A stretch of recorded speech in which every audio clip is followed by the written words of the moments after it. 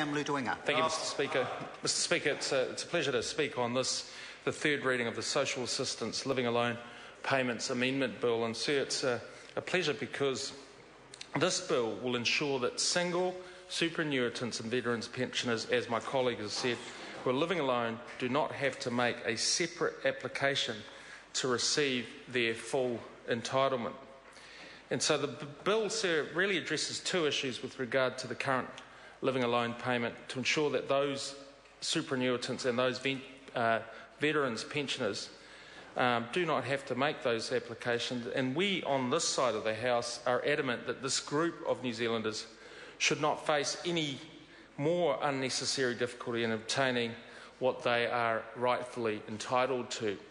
And these changes, sir, will ensure a fairer, more equitable experience for single superannuitants, as well as those single veterans pensioners who live alone. And it's important, sir, because it's a separate supplementary benefit that recognises that single superannuitants and veterans pensioners who live alone face higher living costs, as they are unable to share the expenses of maintaining a stable household. And so a single superannuitant who's been granted this living alone payment receives $25.56 more per week after tax than a single superannuitant who is in a shared accommodation arrangement.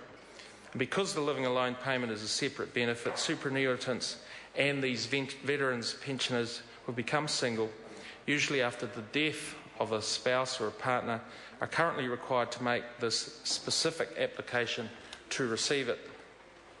In addition, sir, they will need to apply for a living alone payment within a given time period, 28 days, in order to get it backdated.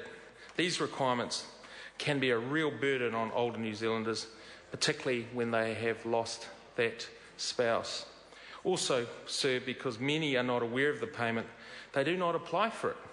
So they miss out on their full entitlements, which again can create unnecessary hardship.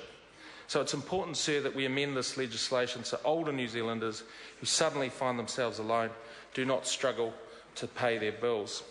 Sir, very quickly, second main purpose of the bill is to amend the New Zealand Superannuation and Retirement Income Act 2001, the War Pensions Act 1954, to update the definition of dependent child. That definition is to be aligned with the provisions of the Social Security Act 1964, as well as our income tax legislation, Income Tax Act of 2007.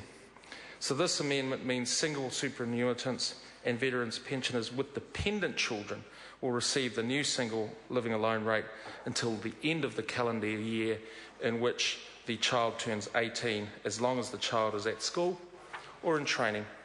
Mr Speaker, this is a necessary and essential piece of legislation and will bring certainty and ease to some of our more vulnerable citizens as they look to live out their lives in peace and harmony.